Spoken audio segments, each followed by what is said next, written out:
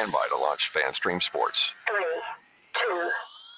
2, 1. Let's start. Hello, sports fans. Welcome to FanStream Sports. Nothing but pure sports. This is the JP Show. JP, it is so good to hear you back on the air. Stand by. Now, here's JP. All right, a hearty good morning on this Tuesday as we get you going here on the JP Peterson Show, presented by the law offices of Christopher Palermo, your one-stop shop each and every day for the best 2 hours in Tampa Bay-centric sports talk. We thank you very much for joining us each and every day. We're live on YouTube now, on Twitter, on Facebook. We are on our app. Always download the app because you can listen to that, Bluetooth it in your car anytime you want. Just tap that app and the show will start right up. Thank you so much for joining us. Nick Geddes from Outkick.com is here this morning, as usual. What's up, partner? How? I'm doing good morning to you as well.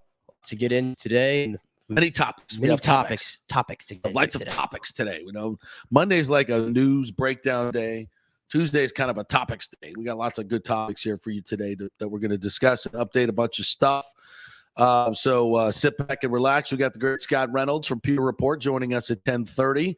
Always great to get his take on the game and also look ahead to upcoming festivities against the Saints on Sunday night. That's going to be a barn burner. Sure wish Jameis Winston was quarterbacking, would add a little bit of flavor to this great matchup. But, of course, we will get the great Taysom Hill, who starting to play a little bit better.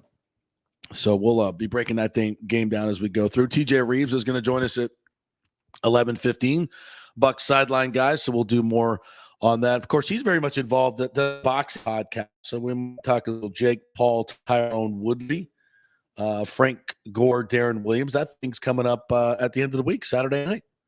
Are you jacked up? You ready? You ready for the big show? We'll get there. Yeah. We got lots to get through first before we get to there. But that should be a fun little evening.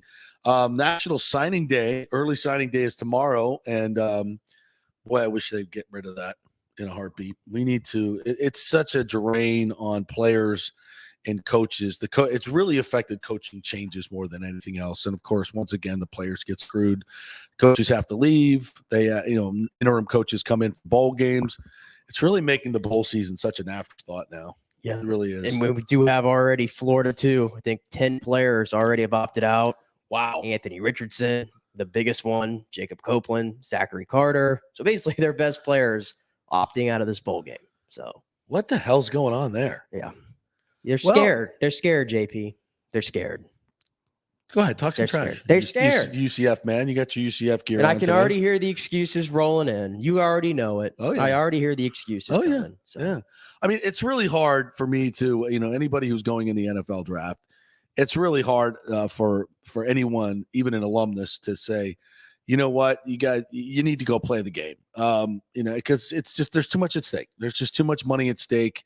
There's too much of your future at stake. And for who, for what, to be quite honest, I know. And in this situation, it's not a classic rivalry game, but I feel bad for Florida fans. I really do. I feel bad for Gator fans that they're going to get their ass kicked by UCF.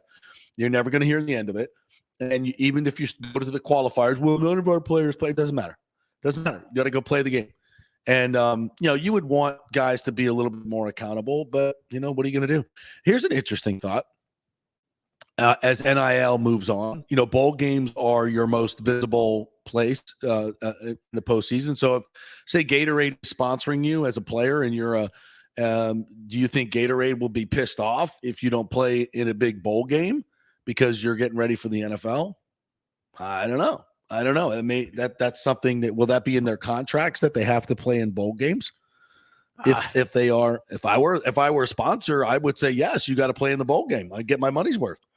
I listen to the things we're talking about. I know. That's why I'm bringing them up. I mean, Pandora's box is open, my friend. College football has major problems. Oh, major problems. And major issues. Even more transfer portal stuff going on yesterday. It's like the wild, wild west out there right now. So you got guys that were Heisman Trophy favorites for the beginning of the season who got benched. But so Spencer Rattler moving from Oklahoma to South Carolina as the quarterback carousel goes around and around. Clovis from USC is on the move now with Lincoln Riley coming in. He'll probably want to pick his own quarterback. So there's a really, really good quarterback that's out there on the market now. And, a lot of these guys, I think, are transferring because free agency, bidding war, NIL money. You may be getting some NIL money where you're at right now, but if you enter the portal, now it's a free-for-all. Now it's who's throwing money at me. I mean, it literally is like free agency. How do you like that, fans? Do you like that? I'm sure many of you don't. I think it's people that are pissed off about it as a college football fan. I totally get it. But you know whose fault it is? The administrators. They could have come up with reasonable solutions to all these issues on their own. Like I said this many years ago, blow it up, start over, get rid of this stupid amateur status that was just made up so they didn't have to pay the players. That's the truth. The guy who even came up with the phraseology and the idea has even admitted that. And they should have blown it up a while ago, put everybody in regional conferences, super conferences, get 6 major conferences, 16 teams each, have a relegation to the lower levels. There's so many ways you could do it. You put time frames on coaching changes. You get rid of the early signing period. You cap the NIL money. There's caps coaches' salaries, by the way. You got to do that as well because they're getting ridiculously out of control. And there's just an arms race now that is just nothing but cash. And these players are, right now, Travis Hunter is getting offered $250,000 a year by Georgia. There's nothing wrong with that. Alabama's doing the same thing. Nothing wrong with that anymore. But, I mean, it certainly is pricing out smaller schools. Now, let's be honest. These guys weren't going to smaller schools anyway. But if you're a Florida State fan, if Travis Hunter suddenly decides to flip as the number 1 recruit in the nation because he's getting ridiculously more money from Georgia, that was just their first offer. Imagine what their last offer is going to be. With some of these boosters, it's unlimited. That's how bad they want to win. So, yeah, college football right now, you want to talk about the wild, wild west? Whew, man. And I would like to make some of these things public. Well, let's find out. How much are you paying them? Oh, what's going on? I mean, didn't Nick Saban come to the podium at the SEC media days before the season to say, yeah, Bryce already has $1 million NIL. It's just 7 figures. Yeah. And I want everybody to know it. Come to Alabama. So that's going on right now. Any other big folks in the transfer portal that we didn't mention? There's so many. Yeah, so many quarterbacks. I think there's 19 quarterbacks in total who are in there. We just talked about some of them, and we've already mentioned, the Dylan Gabriels, the Max Johnsons of the world, the Bo Nixes. Yeah, still plenty of good talent in that portal, quarterback position wise. Quinn Ewers came off the board for Texas. So if you need a quarterback, this is the best time to get it. And it's crazy. These guys are. There's the Evers kid. Oh yeah, he committed to Oklahoma. He went to Oklahoma. So. It's just crazy out there, and these guys are decommitting or transferring from big time programs, where they've played, where they were the starter. Exactly. That's what makes it so crazy. And people are like, "Why is that going on?" Bidding war. Yeah, and I think a bidding war. And I think a lot of people with Rattler were like, South Carolina. Why would you go to South Carolina? Well, Beamer was there at Oklahoma with him. That was his quarterback coach. So that's how the portal works, man. It's all about the connections and. Plus, you want to go prove yourself in the best conference. We get the absolutely. You want to get the best exposure. You have a good year there. You set yourself up for the NFL. Yep, that's what the name of the game is for Rattler right now. He's got to get back on track for the NFL. Yeah, and there's a great opportunity. You're looking around for and I feel sorry for the high school quarterbacks because they could be all in. Like look at AJ Duffy at IMG. He's been committed to FSU for how long? And now, and look, it's, I don't want to spill the beans here. Everybody knows it. Max Johnson is Brad Johnson's son. Brad Johnson played quarterback at FSU. He's now in the transfer portal. Where is he going to go? Obviously, he's looking at FSU. Their quarterback situation is, quote, uncertain. Jordan Travis, we talked a lot about this yesterday, but for those who missed it real quick, Jordan Travis got one more year of eligibility, right? Finished great, was unbelievable down the stretch, beat Miami, almost beat Florida. But as I explained yesterday, I think if you look at FSU with Max at quarterback, Jake, his brother, the number 1 tight end, the baby Gronk at tight end, you move Jordan Travis into the slot or an H-back situation, get him 15 to 20 touches a game, give him a red zone package for running in RPOs. that's where his future is in the NFL, I think. So look, there's so much to go around, but what does AJ Duffy do? He's looking back and it puts the coaches, I think, in a very, very tough situation as well. I mean, they're making promises to a certain guy, and then, out of the blue, somebody else wants to come to your university who's, you never even thought about because they were playing somewhere else. And you're like, oh, now I just already told this guy that he's going to be the next guy. And now does that make me a liar, or does that, how does that work? Yeah, unfortunately, a lot of fans are going to look back at this, and when a guy decommits, are going to be like, you need to stay loyal to your word. They're going to use that argument. Absolutely. And it's the same thing people use with Brian Kelly leaving Notre Dame, Lincoln Riley. Listen, it's not their fault, okay? It's the system. Sucks right now. The system sucks. It's making everybody out to look like a gigantic asshole or an unloyal guy for doing this. It's not their fault. I mean, if you're getting offered more, like way more money, and I mean way more significant money to go to a program that's equal or better footing, you're going to turn that down? No, you shouldn't. You shouldn't turn it down if you got any brains. It is unfortunate for the kids that you have to say. It's what you have to say to, make them come to your school. It happens, unfortunately. Crazy stuff going on right now, and we'll keep you posted. And of course, tomorrow is signing day, so yeah, high school players, big part of college football as well. The portal is obviously game changing for so many, but it's also, recruiting is number one. And if you don't finish in the top 10, your chances of winning a national championship are almost zero. That's basically, if you look at the numbers from the last 5 to 10 years, 10 to 15 years, if your class isn't rated in the top 10, I don't think we've had one national championship with a team that hasn't had at least one top ranked team, and most of them have about 2 or 3. Well, Michigan's got a chance to buck that trend this year. So does Cincinnati. So. Well, what does that tell you? There you go. What does that tell you?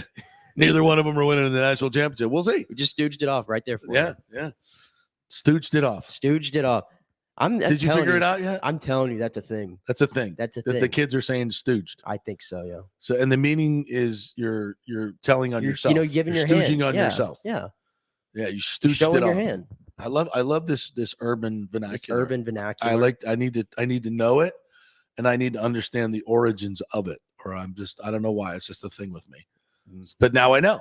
Stooged it off. Well, I'm probably gonna have to make a phone call to somebody to get some more info on this. No, I think you got it. I think you got that one. We'll do our best. It's usually common sense. All right, we kind of buried the lead right there. The Rams last night. Hello. Thank you, Rams, last night for putting one on the Cardinals. This is what we thought. This is why we weren't so obsessed with the Cardinals being one game up on the Buccaneers, is that eventually they were going to lose a game, and if not 2. Very talented team, no doubt about that, but they're not tested in this December must-win games or playoff tested. And we saw it last night. Kyler Murray was unbelievable at times, just incredible, but also threw a couple of bad picks that cost his team. Just the Cardinals and clock management at the end. What the hell is Cliff Kingsbury doing? He's Anthony Beck put it on Twitter. He's a little too immersed in his play calling sheet to look up and see what's going on. Yeah, that's a problem. A little bit. That's a problem. It's a great call by Anthony right there. Absolutely. Because first and foremost, he goes for a 4th and 2 when he could have, a 56-yard field goal, and he's got Matt Prater, who has more 50-yard field goals than anybody in the history of the game and has already hit 2 from 50. And you need 2 scores. It's 4th and 2. And he would have had 2 possessions to tie the game at the end if they kick that field goal, and he makes it with 7 minutes to go? Yes. 6 or 7 minutes to go. What the hell? Like that's coaching 101 right there. I'm all for being aggressive in 4th down, but that's just stupid. It kind of shows you the Cardinals are 10-3 football team. They're the number 1 seed for majority of this year. And I don't think anybody was really saying, oh, it's because of Cliff Kingsbury. No. I mean, he's not an upper echelon head coach in this league. And yesterday he got outcoached by Sean McVay. He sure did. He got very much so outcoached. And the Rams, for all we called them soft, and we said they're not good in big games either. Matthew Stafford yesterday. Wow. You talk about shutting everybody up. Yeah. I mean, he was unbelievable. Cooper Kupp was unbelievable, as he's been. And Aaron Donald, I don't know what else to say. I mean, there's very few guys defensively who change games. That first play where he took that 310-pound man, put him on skates, and basically sacked the quarterback by running the guy into that was just ridiculous. He just set the tone for the game. I mean, right my there. God. And he's like 280 pounds, 275. He's not as big as these other guys. No, he's just not. ridiculously strong. My goodness. He set the tone last night. I'm still not. I don't know. The Rams beat the Bucs. Do I say we're scared of the Rams? Well, they did that last night without Jalen Ramsey, Tyler Higbee. They get hit with COVID right before the game, as predicted here, by the way. Pat myself on the back once again. So he told you about a month ago when they remember he told me, the new COVID protocols post Thanksgiving. It's about 3-4 weeks ago. And I said, what's going on? You got to start testing the vaccinated players. I'm like, whoops, that's going to be a problem. That's going to be a huge, huge problem. You're seeing it in the NBA now as well. You're seeing it in the NHL now as well. These vaccinated players are going to test positive time and time and time again.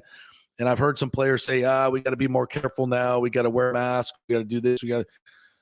Look, if you're going to be out in public, you're going to be exposed. And unfortunately, the vaccines not only are waning, and they all, according to data that I've read from other doctors, this is not Dr. JP, this is data that I've read from Israeli studies, a lot of international data, because, of course, we're not allowed to talk about anything here in the United States anymore, that the vaccines also make you more susceptible to the variants.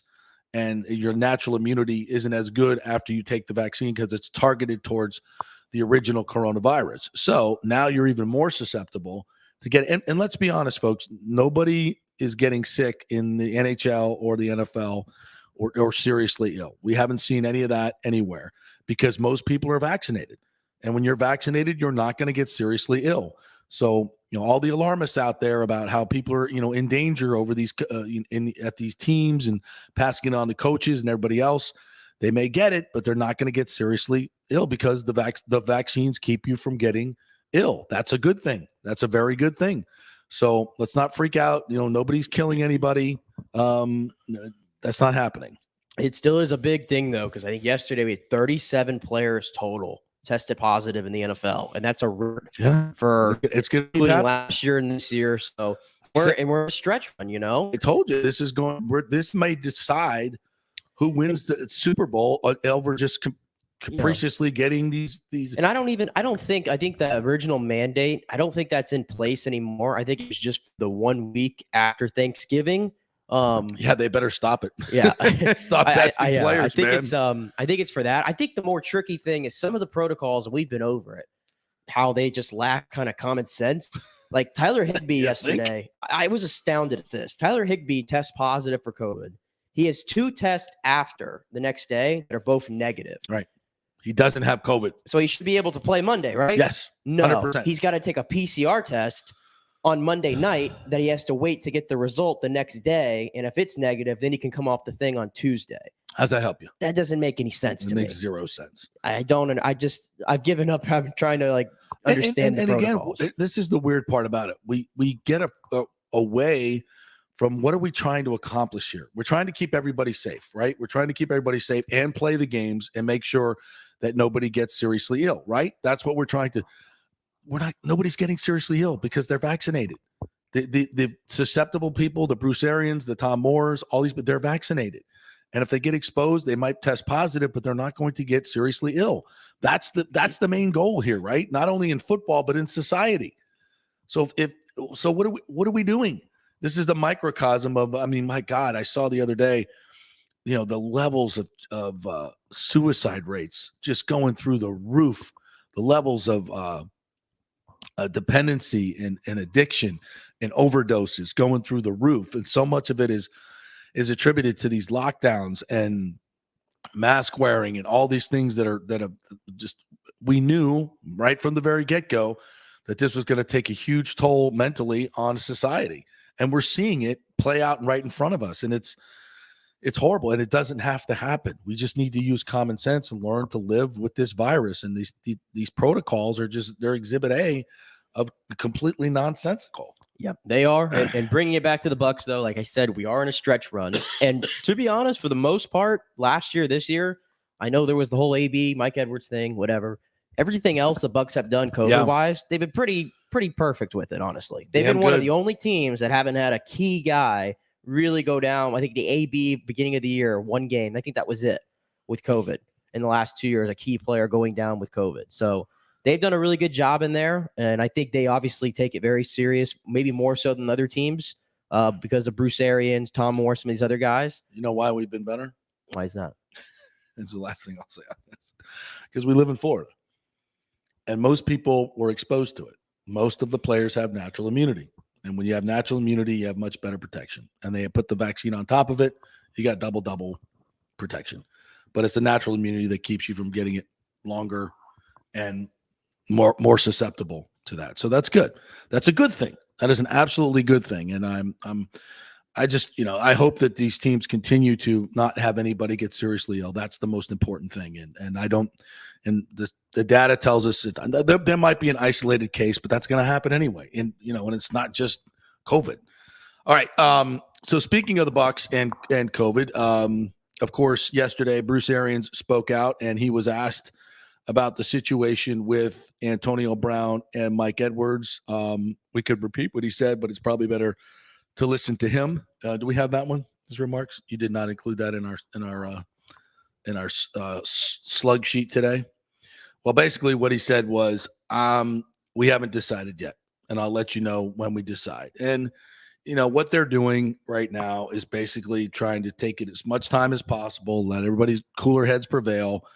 I'm sure there'll be another column from the local newspaper about how horribly, morally, and ethically corrupted the Bucs are by allowing AB. Are we going to cut Mike Edwards too? Are we supposed to cut him to keep our ethical and moral compasses right in their minds? Do we have to do that? I think it's silly. It cost them a lot of money in salary. They've been punished. You don't want to punish the fan base. You just move on. In my estimation, I think that's what the Bucs will do. Some people will yell and scream, but I think for the most part, the fans will be okay with that. I think so. Here's let's go start right at the top. Then here's Arians talking about something that's kind of been out there on Twitter as well. I mean, I was at the game on Sunday. There were a lot of Bills fans. I think it was 65-35, maybe 70-30 Bucs fans to Bills fans, but they were vocal. They were very vocal. So Arians was asked if there is a true home field advantage at Raymond James Stadium.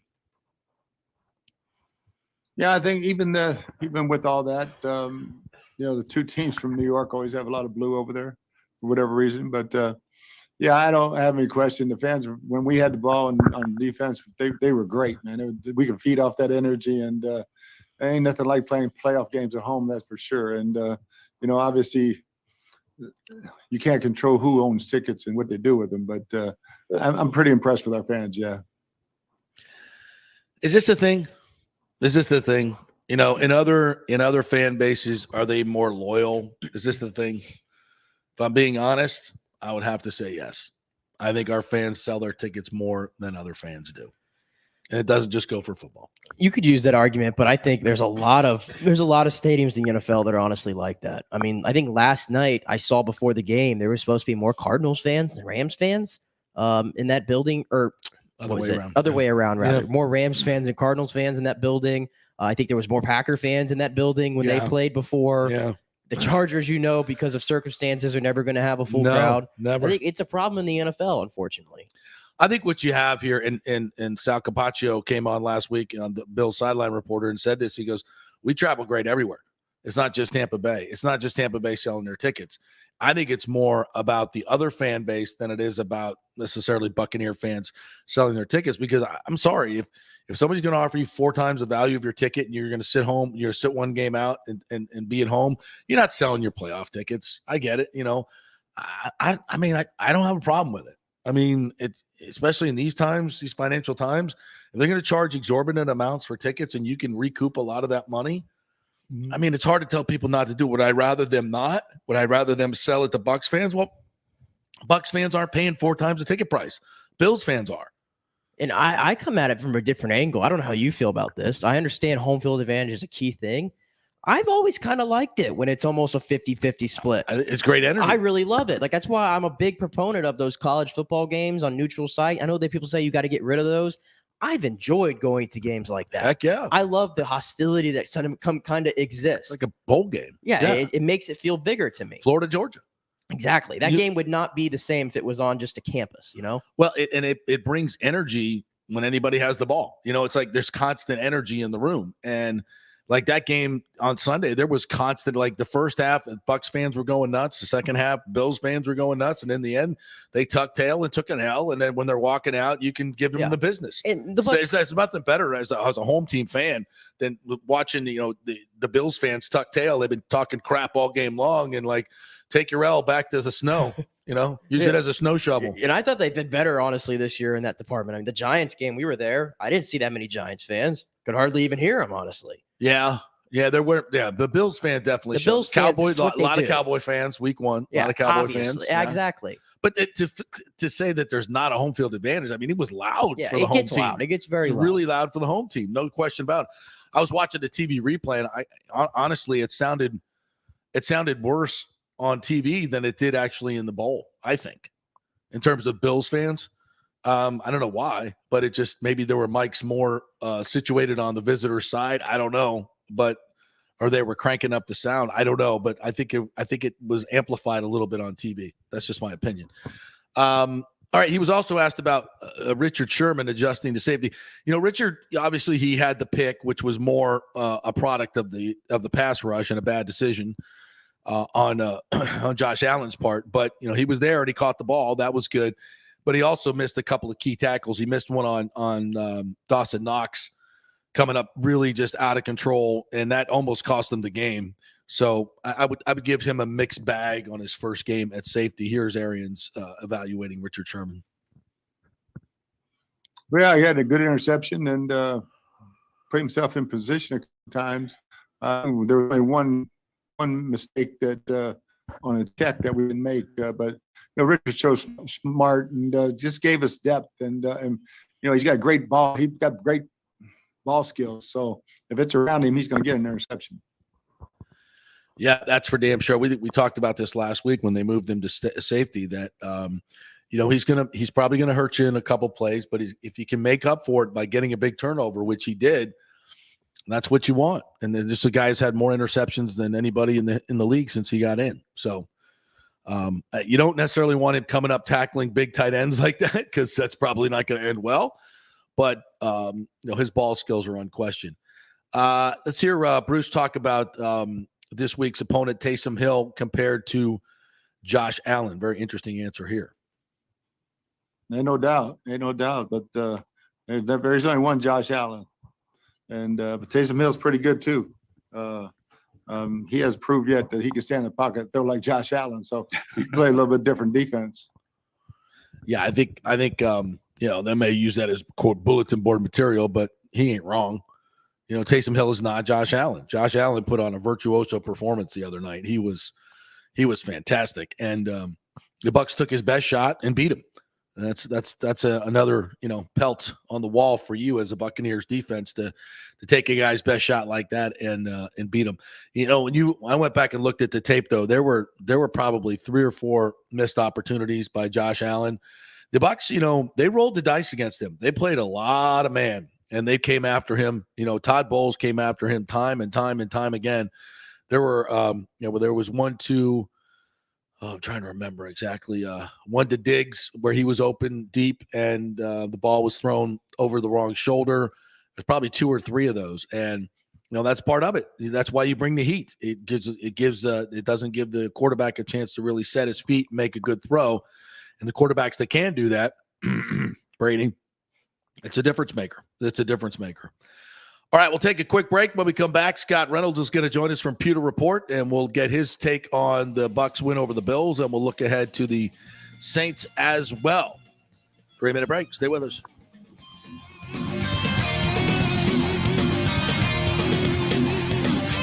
Who wants free mobile service? I do, and you can get 30 gigs a month from companies like AT&T Service, T-Mobile. Great service. Keep your number and get free mobile service. It's part of the emergency broadband benefit from the stimulus bill. 87% of America qualifies. So if you think you make too much money or whatever, Just go to jpcares.info and find out. It'll take you a few minutes. jpcares.info to find out if you qualify for free cell service. Get it now before it's all used up. Is your health care way too expensive? Well, with the new Biden administration, healthcare laws have changed dramatically. Now you can get healthcare insurance through the Affordable Care Act for little or no cost to you. In fact, with the new laws, 90% of Americans qualify for reduced or free healthcare. Great plans like Florida Blue. That's my carrier. Absolutely love them. I'm paying $600 less after making the call. 877-652-0244. The representative will walk you through the whole process. Just get some basic information on your income, number of kids, and then they'll find a plan that best fits your needs. They know all the intricacies of these new laws. They will do all the work. You save tons of money. This opportunity will not last long, and you'll have to wait till 2022 to get the deal. So give them a call. It's real health insurance, free doctor visits, free blood work, no deductibles.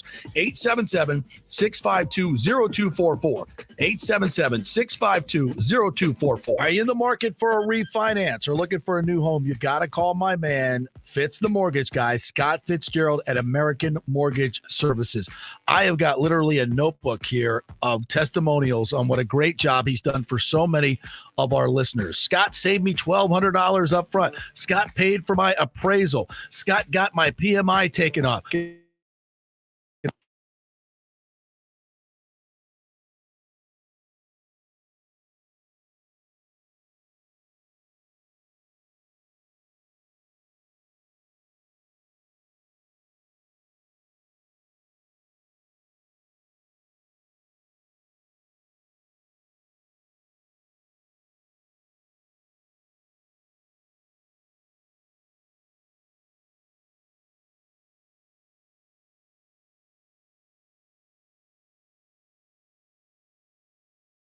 amstampa.com. JP, Santa, and Young St. Nick. Get us right over here. My partner for the Gold and Diamond Source. You hear that? Christmas music. It's Christmas time. You just popped a question to your lady from the Gold and Diamond Source diamond that you got. Yes, I did. The Gold and Diamond Source, the best place to go get your diamond for an engagement. They helped me out so much. They were so courteous to me for somebody who's so nervous. And it's Christmas time, like you said. If you're thinking about popping the question, you need to go to Gold and Diamond Source. It's the Jewelry Supercenter, fully stocked, fully staffed, and yes, just a short drive from downtown Tampa or wherever you're coming from, right there on Ulmerton Road. Avoid the madness at the malls. And whether you're a first-time buyer or looking for that 10-carat custom design, they have it all. 9 jewelers in-house ready to make your dreams come true. Even layaways, 100% interest-free financing up to 5 years. Shop now for your best selection at the Gold and Diamond Source and make your lady wonderfully happy like Nick did. Yes, absolutely. Shop anytime online at thegoldanddiamond.com. Coming back at you. Now, more with JP on FanStream Sports. It's only just begun. All right, welcome back. The segment brought to you by the Gold and Diamond Source. It is Christmas time. Take it easy on yourself. Just go over there. Guys, don't try and make the selection yourself. You're going to blow it. Let the experts over there tell you what she wants. They know the latest, the greatest, and everything, and they'll give you great deals. It's the Golden Diamond Source, 3800 Ulmerton Road, just a quick ride over from Tampa or anywhere in Tampa Bay area. All right, let's talk some Bucs football and NFL with our good friend Scott Reynolds from Pewter Report. What's up, Scotty? How are you? Hey JP, what's going on, man? Well, you got your shopping done? Yeah, you get everything for everybody? Of course not. Yeah, it's football season, right? How can I do that? Yeah. Well, I think I'm hoping the Bucs help us out. I think the Sunday night game helps out because it buys me some time during the game on Sunday to get some more shopping done. So yes, awesome. I like the fact that they're playing the Saints at night. Yes, that's Sunday. You're absolutely right. Hey, you're a little not as sharp as normal. The actual sound of your phone, of course, you're always mentally sharp, but the sound on your phone is a little garbled. So if you could talk right into that mouthpiece, it'll probably be a little bit better for our technology here. You got it. That's much better. Is that Love better? that. Much better. Yes. All right. So we were just talking about the home field advantage. Arians was asked about it yesterday. I got some people chiming in on social media about Bucs fans selling their tickets to Bills fans, and I have a hard time criticizing fans for doing this, man, because it's a lot of money, and you could pay for playoff tickets with that money. And there's still obviously a huge home field advantage. That Bucs crowd was great, wasn't as great as it could be. I get it. Where do you stand on this? I'm a freedom kind of guy. So if people want to sell their tickets, that's fine. I will say this: Tom Brady is not going to be in a Buccaneer uniform much longer, right? I mean, maybe a year or two. So you're talking about literally maybe 24 more home games that you're going to be able to see this guy play. Yeah. So you got to kind of weigh that too. It's like, I understand it. It's a chance to maybe pay for some playoff tickets. Holiday season's here. People need some money to go shopping in. Yep. I get it. So at the same time, I mean, that was an electric environment. That was what a one game. Of the better home games. It really was historic just from a pure entertainment standpoint. Yeah. So, I've covered this team for 26 years. I've seen a lot of great regular season games, right? I mean, some of the old Bucks Rams Monday night games, right? In person, those are memories that you can't replace. I think that one was top 5 that I've seen at Raymond James Stadium, because it's up there. You had historic moments with Brady's 700. That's right. You had the overtime finish, which is unforgettable. You'll never forget that. You had the huge comeback. You had the impact of the game. An afternoon game of the week type situation. So if you sell them, you risk as a Bucs fan. If you sold your tickets, what are you doing today? You're kicking yourself. Yeah. You're asking yourself, was it worth it? Maybe it was. I don't know your financial situation, but you roll the dice on something like that. You missed an all-timer. So maybe maybe the people who have been thinking about doing it again for the Saints game coming up this week, because don't forget, the Saints fans are coming with money. they're coming. Right. They are. So got to make your choices in life, right? So we'll see how that goes. Right. So talk to me about Brady's performance. What did you think? Obviously, first half, second half, a little bit different. I thought he played maybe a little safe in the second half, maybe threw the ball away because he could. That's why he's such a winner. He knows how to perform in certain positions. You might not like the fact that they allowed the Bills to come back, but the fact of the matter is they won the game, and that's what matters. Yeah, I think real champions like Brady, they kind of know when to turn it on. And obviously you look at that switch be on all the time. And it certainly was on in the first half, right? I mean, he was a fantastic 19 of 26, 216 yards, the touchdown. I love the grit and the moxie he showed listen, this guy picked up 3 first downs with his legs, right? I mean, a couple of those were quarterback sneaks, but he had a 12-yard run in there. He had the touchdown plunge for the QB sneak. So I loved everything about the first half Tom Brady. The second half Tom Brady, I just think collectively the team kind of took their foot off the gas a little bit. That'll be a learning lesson for them. Reminded me a little bit of that Packers game where in the playoffs, Brady threw 3 picks in the second half. It wasn't perfect. They did enough to win the game in the first half. And it's like when you look at the overtime, right? I mean, this was a team that was rolling on third downs. In the first half of that game, they couldn't buy a third down conversion. I think they were 1 of 5 on third downs in the second half. Yeah. But then, in that overtime period, Brady was 4 of 4, 71 yards. They converted both those third downs. The biggest one, of course, was the 3rd and 3, the 58-yard touchdown to Rashad Perriman. So that's what winners do. I mean, Tom Brady is a stone cold killer, man. When the game was on the line, he is going to snatch it, and he certainly did that in overtime. Yeah, and that whole play in overtime I thought was a great microcosm of what the Bucs have done. I mean, you could say, hey, great on the front office for going out and getting Perriman. Great on the offensive line, the way they picked up the stunt on that play. Great on Fournette, the way he helped out in the protection there. Great on Brady for recognizing the play. Great on Perriman for, busting his ass since he got here to put himself in position to make that play. It just a lot of things came together for the Bucs in that moment, did they not?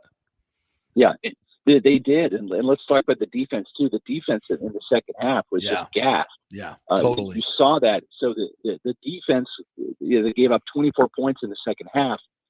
I think they were let down by the offense, right? Because the offense just couldn't keep the ball. They couldn't sustain drives. The defense was out there a lot. And then, we talked about it before, JP, the whole Bruce Arians bluster, the bravado about nobody runs the ball on us. Listen, you can run the ball on anybody if you commit to it, because the running game is an attrition-based attack. Yeah. Okay. It is designed to physically wear you down, and I don't care how big you are, how strong you are, what your ranking is. against the run. If a team is in position to commit to the run for all 4 quarters, and if they do it effectively, and of course the Bills did, they used a great mix of quarterback run game. Singletary only had, I think, 4 or 5 carries, but he averaged 12 yards per carry. He was ripping off some big 20-yard runs.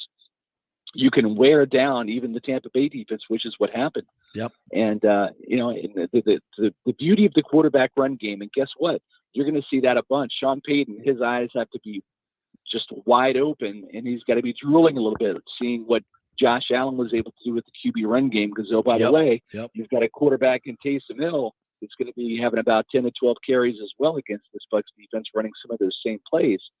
So I credit the Bucs defense. They were gassed. They couldn't even rush the passer at the end of the game because they were so gassed. But they got the stop. They forced the field goal. Then overtime, when the Bills won the coin toss, I said, oh, my gosh, this poor defense has got to get out there in the field again. And I expected the Bills to run down the Bucs' throat and win the game with the touchdown. They got the stop they needed, gave Brady the ball. The rest is history. Yeah, I thought, a couple of calls in that game. I think you're right. The Bills should have run the damn ball because the Bucs defense was gassed. And how about that timeout with a minute to go where the Bucs call timeout on defense because their defense was freaking brilliant. My first reaction, I'm in there and I'm like, what are we doing? And then I looked down the field and there were 4 Buccaneers laying on the ground.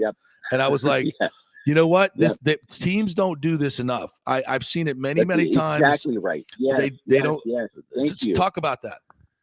Listen, there were times. Listen, in Pop Warner football, right? It's like, listen, I'm all about using strategy in using your timeouts from a clock management standpoint. But sometimes you got to use those timeouts, JP, for game management. Sometimes you got to sit there and say, we got to regroup. Our guys are tired, whatever it is, right? I mean, like I'm stunned sometimes that even at the college and the NFL level, that coaches don't use the timeout, literally stand up on the sideline bench, or get everybody on the same page, whether they're committing a rash of penalties, whether they're lifeless out there, whether they're tired, whatever. I'm surprised teams don't use more timeouts in that fashion. There are ways to stop the clock, right? You can stop the clock by going out of bounds on offense. You can stop the clock by spiking it. There are ways to conserve when clock. You have the ball. But sometimes you need to have the mental or physical refresh that the timeout provides. And I thought it was a brilliant use of that by Bruce Arians to understand what's happening. And I'll tell you what, we'll never know, right? But that timeout could have been the difference between making sure the defense was fresh enough to force a field goal rather than give up the game losing touchdown. And I think they did because they got a pass rush on those other plays. And like you said, the pass rush was completely gassed at that point. In your 2-point conversion column, you talk about Brady's running. Maybe, yesterday on his podcast, Brady said, yeah, I got to stop that. But your points are well taken, man. These runs, and not just in this game, but other games, have been critical to the Bucs winning. And it's almost, you saw in this past game, when they're playing man-to-man defense and Brady takes off, I mean, you saw the green grass in front of him. What is he supposed to do? Just stop and just not run? I know he said he's not going to run, but you're protected. Nobody's hitting you. I mean, somebody might take a shot, just to take the penalty or whatever. And I get that. And maybe it's worth it. But if you're Brady, you can't just lay down in green grass. It's 20 yards in front of you. You just can't lay down. You got to take advantage of it. You're exactly right. And if you noticed, and listen, Bruce Arians is no, he's no prude. Like he'll call quarterback sneaks for Brady all the time. Right. And why not? Brady is one of the best quarterback sneak runners of all time, whether it's for touchdowns or whether it's for 3rd and 1 situations, 4th and 1. I mean, he's a master of it. He knows exactly, where to stick the ball and his helmet in there. He knows which gap to hit on either side of the center. So this guy is masterful in doing that. But guess what? He took more hits and punishment on the 1-yard dive than he did on that 12-yard run because he slid and I think it was Poyer due to pull up and not hit him, right? So that was a safer call, JP, to run for 12 yards and then slide and get the first down than it was to get the 1-yard plunge for a first down or a touchdown. Brady took more punishment in that situation. So listen, the knee is feeling good, obviously, right? So why not use it? And I understand Tom Brady is not going to be ever part of a an RPO, Right. an option, or a quarterback run game guy like Taysom Hill or Josh Allen, nor do you want him to. But there is math involved in football, and I think you're seeing it now more with Baltimore with Lamar Jackson, Arizona with Kyler Murray, Taysom Hill, Josh Allen. This new wave of quarterbacks that are coming into the league. As defenses across the board, whether it's big fat defensive tackles who can run for 5 seconds in the 4-yard dash now, or whether it's just these monster linebackers that are 6'4", 245 that can run a 4.4, or safeties or defensive backs, obviously they can fly. The math of having the quarterback be a threat rather than playing 10 on 11, because when the quarterback turns around and hands the ball off, the defense has got 11 guys going to the ball. The offense has got 10 guys in the play. It's a math thing. So if you can get the quarterback involved, you see them at the college level all the time. Yeah. That's an instance where it could become a weapon for offenses. Yeah, no question about it. And this week with the Saints, with Taysom Hill coming in, a different type of runner, but as you explained in your column, he ran for 73 and 2 tutties against the Jets and 101 against Dallas 2 weeks ago. We've seen him. The guy is a freaking train, much like Josh Allen. And the Bucs gave up a lot to him. And this is Todd Bowles is going to have to go back to college days and dust off a couple of those old game plans, find out how to stop these running quarterbacks. It's going to be tough. Listen, and I credit Bruce Arians for giving an honest answer, because I asked him about that in the conference call yesterday. Yeah. And listen, Josh Allen is a much more prolific passer. He's better in the pocket. He's quicker getting the ball out than Taysom Hill. And so, and I agree. I think you're not going to see a carbon copy of the game that Josh Allen had from Taysom Hill. I do think the Bucs can get to Taysom Hill. He will take some sacks. He's been sacked 5 times combined in the last 2 games. Yeah. Because he'll hold on to the ball a little bit longer. And listen, the Bills, across the board, we saw Gabriel Davis, who was their 4th receiver, have a touchdown. The Bills have got Stephon Diggs. They've got Cole Beasley. They've got Emmanuel Sanders. They've got Dawson Knox, the tight end. Gabriel Davis. They have got more weapons than the Saints have in their passing game. So I do think that the Bucs are going to be much better prepared for Taysom Hill running the ball and have some answers there, because he just doesn't have as many weapons to throw to as Josh Allen did on Sunday.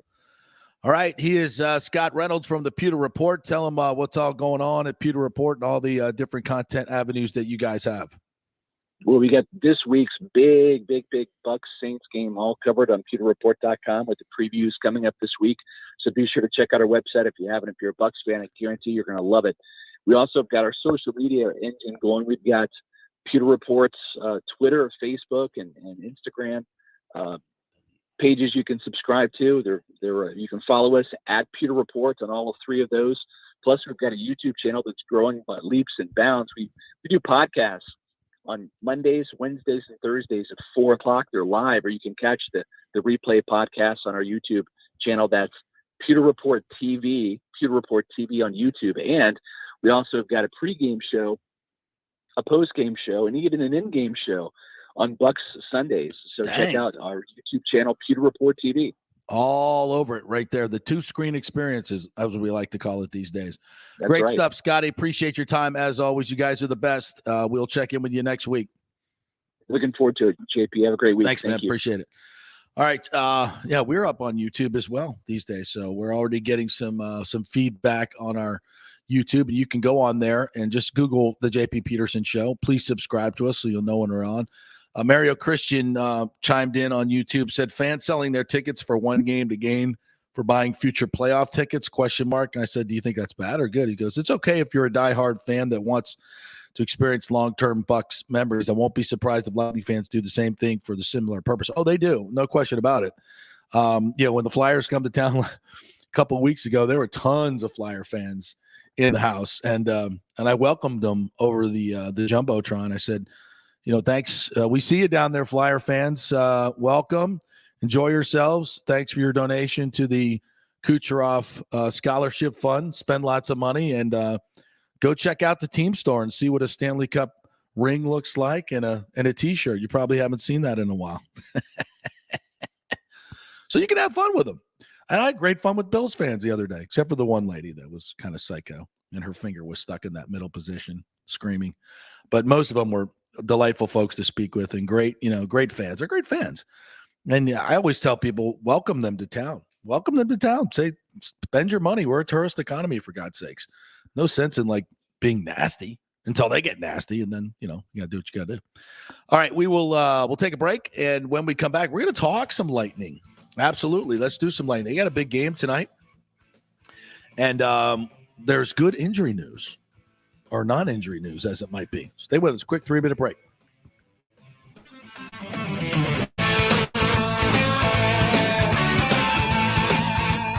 JP here for Roof Max. And if you own a home or business with an asphalt shingle roof, listen up. Shingles are made from a petrochemical, just like the roads, so they get old, get brittle, and have to be replaced for tens of thousands of dollars. But not anymore. Remember this name, Roof Max. They have created a natural bio oil that is professionally sprayed on a dried out roof. It doesn't clean it, coat it, or seal it. It actually penetrates the shingle and brings back its bendability and weatherproofing properties to almost new. So the question is, does it work? Yeah, the research was done by Ohio State University independently, and it's clinically proven to work. It's guaranteed for up to 15 years. Now, one of the sharks on Shark Tank invested in this, so it's great, and they've successfully rejuvenated tens of thousands of roofs. So yes, it worked. So don't shell out $20,000 for a new roof. Call Roof 352-559-9981 or go to roofmaxnorthflorida.com. That's 352-559-9981. Get it done for a fraction of the price of a new roof, guaranteed. Are you selling your home or refinancing? JP here for Greenleaf Title. You choose the title company, not the realtor, and it makes a difference. You want a reputable company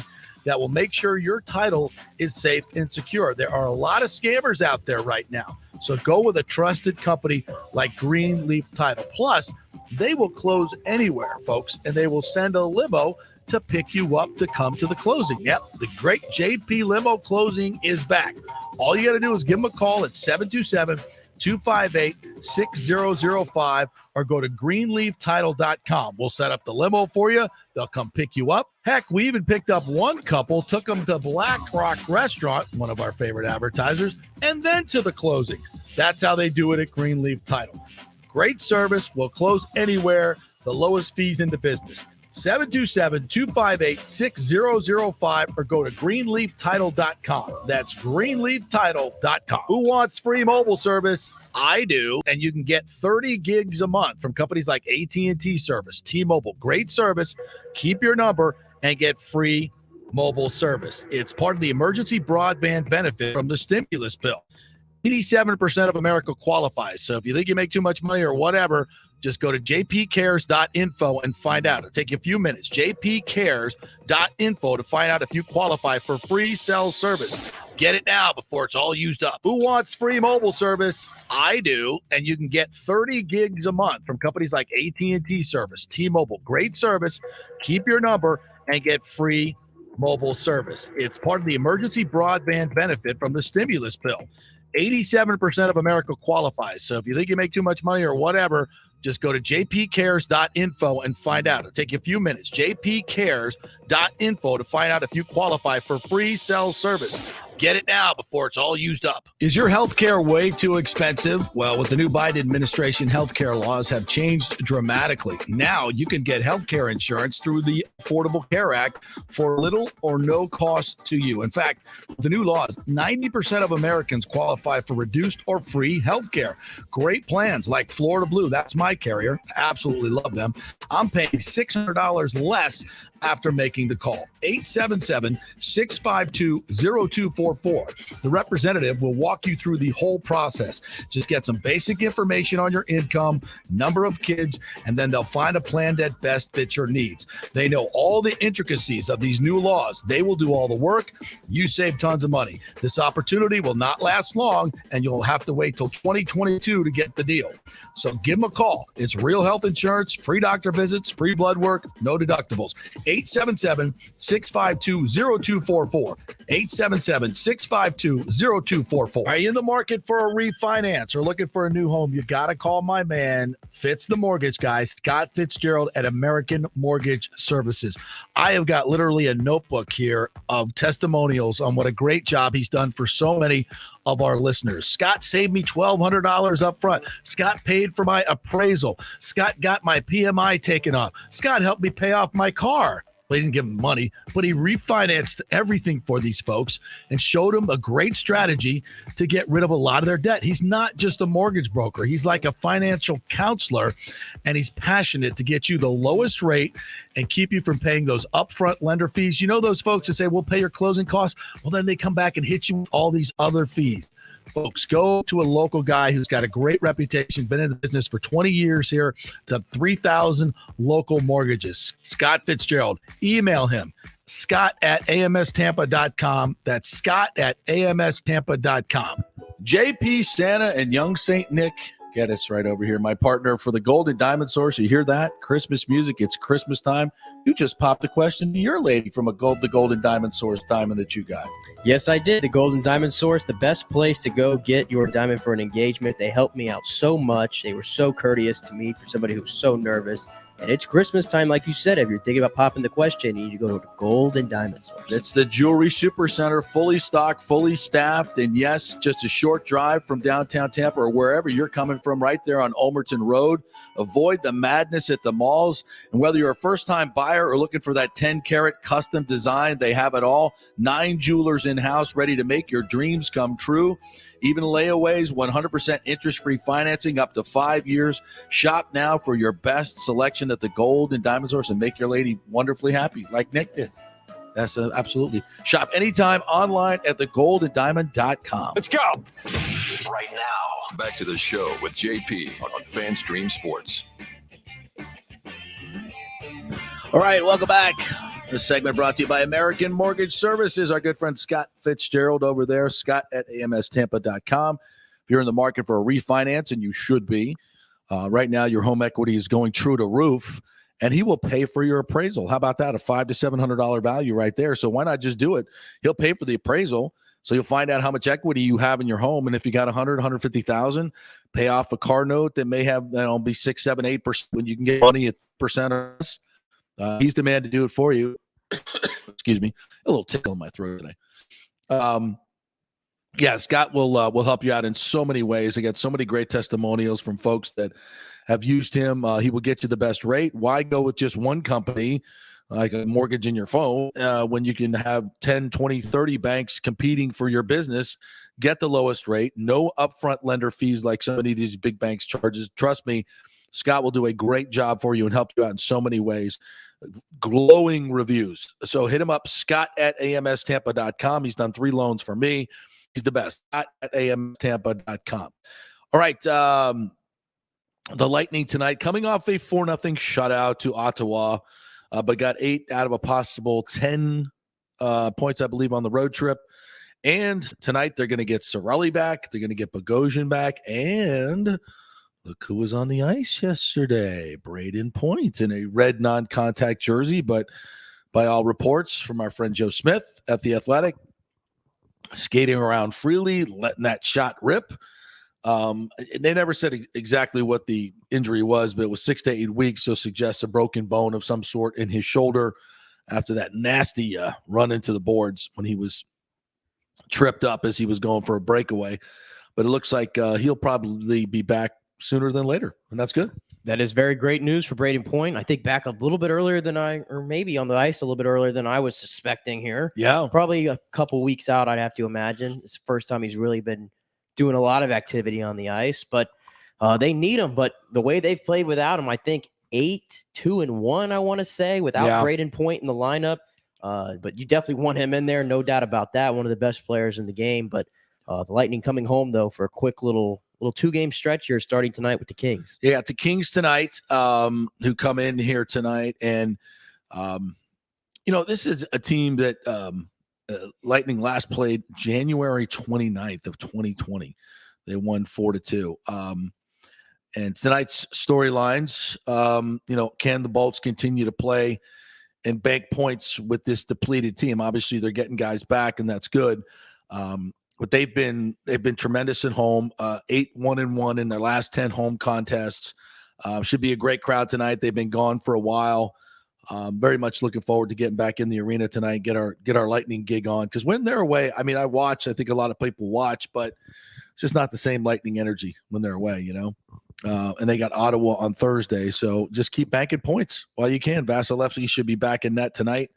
And these young kids continue to play really well. I think that's a great part of the story that's happening this year with Radish and Kachuk and Colton on that line, and get some of these guys back in the fold tonight and get a big win. Yeah, and I think I heard assistant coach, I can't remember his name right now. Derek Lalonde? Yeah, there you go. I think he had said he was talking about Cal Foote yesterday or the day before, and he said this is the best 5-game stretch he's had in his career. So that's another guy who we haven't talked a lot about. Really haven't. Yeah. But if he's not jumping out to me on the ice, typically I'd say that's a good thing, because that means he's not doing anything, making a lot of mistakes, and that's what he's done. His offensive game should come in soon, but that's another guy who's had to play a lot with Bogosian, who I don't think is going to play tonight. He picked up an injury before the Ottawa game. Yeah. So a little bit of revolving door defensively. But definitely good to see. That's another young guy. 4 or 5 rookies that play on a nightly basis for this team. Yeah, the lineups according to the rushes this morning were heard: Victor Hedman and Jan Ruda, McDonough and Bogosian may play tonight. We'll see. Clayson and Cal Foote. So we'll see how it all shakes out tonight with the Lightning, and a little 2-game homestand there. Then they're back on the road. They go on to Vegas. Colorado, and we're still not sure if they're going to play in Arizona. See if they make their payment. TBD. See if they make their payment. They may have to skate out on a pond somewhere in Arizona. They got a pond in Arizona, you think? Not a frozen one, that's for damn sure. Yeah, I don't think so. I don't know where they're going to play that game. Obviously they'll play it there, but weird circumstances going on out there. All right, let's take another break. We'll catch up here on some of our great advertisers. That one brought to you by the American Mortgage Services, Scott Fitzgerald, Scott at AMStampa.com. When we come back, the Urban Meyer situation continues to get a little bit more bizarre.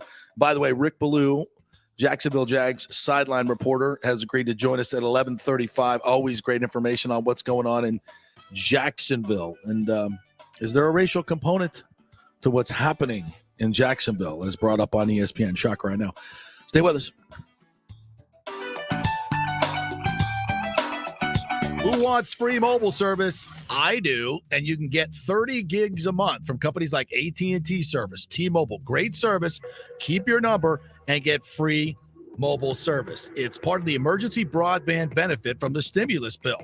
87% of America qualifies. So if you think you make too much money or whatever, just go to jpcares.info and find out. It'll take you a few minutes. jpcares.info to find out if you qualify for free cell service. Get it now before it's all used up. JP, Santa, and young Saint Nick.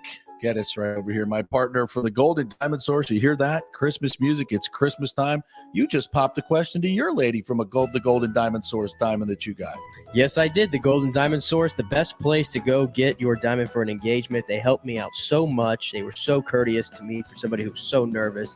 And it's Christmas time, like you said. If you're thinking about popping the question, you need to go to the Golden Diamond Source. It's the Jewelry Supercenter, fully stocked, fully staffed, and yes, just a short drive from downtown Tampa or wherever you're coming from, right there on Ulmerton Road.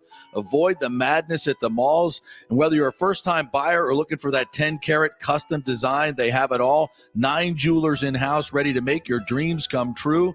Even layaways, 100% interest-free financing up to 5 years. Shop now for your best selection at the Gold and Diamond Source and make your lady wonderfully happy, like Nick did. That's absolutely. Shop anytime online at thegoldanddiamond.com. Hey, JP here for the Black Rock Bar and Grill, and they got a new menu out, Johnny. This is unbelievable. Some incredible burger creations. Here's my new favorite, mac and cheese burger. A pound, half pound of certified Angus beef, American cheese, bacon, finished with our macaroni and cheese. Are you kidding me? Or a nacho burger with fried jalapenos, grilled onions. They got a ghost pepper chipotle burger. That's hot. Or the Fat Elvis burger. I mean, there's so many good burgers on this thing. It's amazing. What do you like? I've been taking a look at the seafood section of this summer menu. 8 jumbo shrimp. Unbelievable, man. It goes perfectly with their burgundy mushrooms. Oh, I love the mushrooms. It's delicious. So good. Of course, you get the steak on the 755-degree stone. You cook it right there in the garlic butter, the casino butter. It's fillets. You can do your shrimp on it, your chicken. It's unlike any other place. It's the Black Rock Bar and Grill. You got to go. It's a new menu. Tell them JP sent you. Brandon and Carrollwood. Get to the Black Rock. Ladies and gentlemen, let's rock. This is FanStream Sports with JP. All right, welcome back to the JP Peterson Show. Appreciate you joining us here. Rick Ballou is going to join us at 11:35. Jag sideline reporter. TJ Reeves, Buck sideline reporter, is going to join us at 11:15. So a lot of sideline guys coming up here in this hour. So we'll hit some of the big stories there. This portion of the program brought to you by Black Rock Bar and Grill. Great place for a holiday get-together, which we're going to plan for next week. Nick, little Christmas party for some of our wonderful advertisers and our great employees here at the FanStream Sports. So we thank the folks at Black Rock. So if you're thinking about a holiday party and getting some folks together, great place. I mean, it is fantastic where you cook your steak right there on the lava rock. Very unique. The sides are amazing. Just love the Black Rock. So check that out for your party plans over the holidays. And tell them JP sent you, of course. We're also brought to you by the law offices of Christopher Palermo at palermopa.com. If you have any issues with your stucco on your newly constructed house or any issues with construction, he is an expert in that field, has recovered millions of dollars for his clients. If you're not happy with your builder and how things turned out, or if you have storm damage or anything like that, that's his wheelhouse. So go to palermopa.com and get your free evaluation. If you think you have a case, just call him up. He'll let you know, and it won't cost you a dime. And if you do have a case, he'll get you some money. So it's palermopa.com. All right. As I mentioned, Rick Ballou is going to join us at 11:35, so we'll get a little bit more insight for what's going on in Jacksonville. But on the outside looking in, man, it is ugly. I mean, we saw the handshake after the game with a former assistant of his from Ohio State, in Mike Vrabel, which was just reprehensible, childish, unprofessional in every way. And, Marcus Spears brought this up today on Get Up this morning. And, I thought he said it in a very diplomatic way. He said, this isn't what it's always about. But for me, when you look at the minority head coaching candidates that were passed over for Urban Meyer, it's a problem. You talked about Jim Caldwell, who doesn't have a job right now, who did a great job with the Colts, and also had some other, not so great results as well. But, it seems like when they when they go to the retread card, and it's usually an older white man, and I, me, I'm the last one to play the race cards in these particular situations. But I think there's a lot of great young white coaches that were passed over for Urban Meyer, a lot of great black coaches that were passed over for Urban Meyer. And I just don't know how Ashad Khan, a guy that is this rich, can be so dumb. I mean, I said it. It's a horrible hire, but it doesn't take a freaking brain surgeon to see this coming. Urban Meyer has had question marks about him everywhere he's gone. I mean, just a little bit of freaking research would have shown you that this guy, I mean, who's saying that this guy had any chance to be a good professional coach the way he has handled himself publicly even before this? And it has been nothing short of a freaking disaster. And I do think it's you brought this up yesterday, the Iowa strength coach that basically got run out of town for 10 years of being a racist. I mean, it was well documented. The players that came out against this guy were numerous. And, I think in this particular case, you can make a case that Shad Khan he made a very, very poor decision, and on so many levels. And a lot of good coaches of all colors were passed over for a guy who's going to end up costing him a crap ton of money. I don't know. His contract was ridiculous. I wasn't in the 8 to 10 million range. Yeah, it was a ridiculous contract. Good God. And I think one of the most important parts here is I feel bad for Trevor Lawrence. I mean, I said that yesterday. I said it before the season. Him and Urban Meyer is an awful, awful partnership. And if you're going to bring in Trevor Lawrence into your team and he's going to be, quote unquote, the savior of Jacksonville, a team that has just had a rough go for a long, long time, and you bring in the negative energy of Urban Meyer, who clearly can't stand losing, but he can't stand losing in a different way. Like, he seems to shut down when he loses, moreover than other coaches who have motivated him. Yes, absolutely. Go look at a Dan Campbell with Detroit. Totally different situation going on over there. But because he's been in the NFL. He's been in played the NFL. in it. He's coached in it. He knows how. That's important. Where is the record other than Pete Carroll, who obviously had head coaching NFL experience before he went to USC? Yeah. Where is there? Nick Saban, as good as he is, was a complete flop in Miami. I mean, it's a totally different gig, and more so now than ever. I just don't get it. Yeah, I mean, there's so many examples. Nick Saban, Bobby Petrino, who could ever forget that debacle? Oh my God, I was in Atlanta. I did a show with Algie Crumpler, who played for that, and talked about the debacle in Atlanta. That guy was clueless when it came to professional football players. It's a completely different dynamic, and especially with these guys that, like, I could go pick out maybe a couple college coaches that I think could be more successful. Cliff Kingsbury, comes to. I mean, he's been successful. You can't, he wasn't very successful last night, but a young guy who kind of really gets younger people and understands how to be with them. But Urban Meyer coached through intimidation. You didn't have to do any research. I have 3 or 4 friends of mine who either coached under him or know people directly that have, and everybody who works for the guy says he's a complete a-hole. I mean, it doesn't take a whole lot of research. So why the hell did you hire this guy? And then he comes out and says, Gus Bradley was here for 4 years. Doug Marrone was here for 4 years. It was wins and losses, and this is a little bit different. But, I'm going to reflect on all that and do what the right thing for the team and the right thing for the city. Are you out of your freaking mind? You shouldn't be giving this guy another week, another 3.5 years. Would it really? This is your $1 billion investment? Yeah, he has to be. I hate to be that guy to call for heads, but I think he's got to be fired. I just, of course, he does. He really does. All the stuff that he's done all year long. It hasn't even been a year of being head coach, and he's done so many inexcusable things as head coach. Jacksonville's going backwards on the field. Right. What are they showing on the field? What do they do good? What's their strength? Is there anything that shows they're going to get out of it at all? No. Trevor Lawrence's development looks like it's going nowhere under Urban Meyer. Nowhere. I mean, could you imagine if Shad Khan had done the right thing, and instead of going in for the splashy hire, Urban Meyer had brought in an Eric Bieniemy, had brought in some other guy who worked with actual quarterbacks? Could you imagine that partnership right now? It's common sense. So I'm looking at Shad Khan too. I think he deserves a lot of this as well. Hell yeah. He could put out all the statements he wants in the world. We're supporting Urban Meyer. We're going to see this out. Good luck. You're going to be looking for another head coach again. And who's going to want that job? Well, I could tell you this, that, Urban Meyer has a track record of either, quote, self-sabotaging himself unconsciously or consciously. He knows what his payout is here. There are some guys that just, the money is out there. I don't think he ever thought he may have thought he could be successful here, but to me, it looks like he's trying to get fired. He's doing a hell of a job. To do what exactly? I mean, to collect his money and go off into the sunset. Because I don't think how in the world, usually I would say maybe just go back to college. I don't see a way that he can honestly coach again. I just feel like he's lost so much respect with everybody. I don't see how anybody could want him anymore. I don't know why anyone would hire him. To me, there's so many red flags here. It's absolutely ridiculous. No. And I'm just going to say this. If he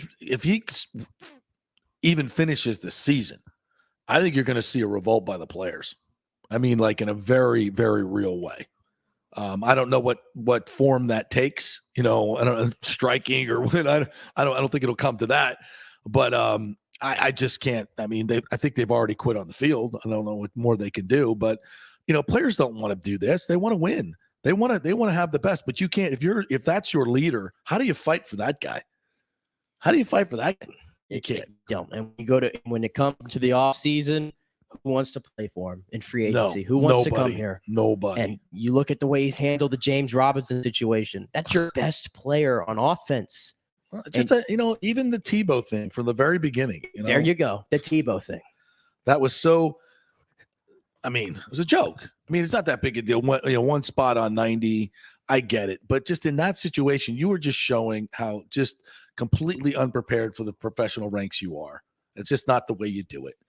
All right, quick break. When we come back, sideline guy for the Buccaneers, TJ Reeves, is going to join us, and we'll kind of look back on that Bills win, that historic Bills win, and what it portends for this Super Bowl run. Stay with us. Are you in the market for a refinance or looking for a new home? You got to call my man, Fitz the Mortgage Guy, Scott Fitzgerald at American Mortgage Services. I have got literally a notebook here of testimonials on what a great job he's done for so many of our listeners. Scott saved me $1,200 up front. Scott paid for my appraisal. Scott got my PMI taken off. Scott helped me pay off my car. Well, he didn't give them money, but he refinanced everything for these folks and showed them a great strategy to get rid of a lot of their debt. He's not just a mortgage broker. He's like a financial counselor, and he's passionate to get you the lowest rate and keep you from paying those upfront lender fees. You know those folks that say, we'll pay your closing costs? Well, then they come back and hit you with all these other fees. Folks, go to a local guy who's got a great reputation, been in the business for 20 years here, done 3,000 local mortgages. Scott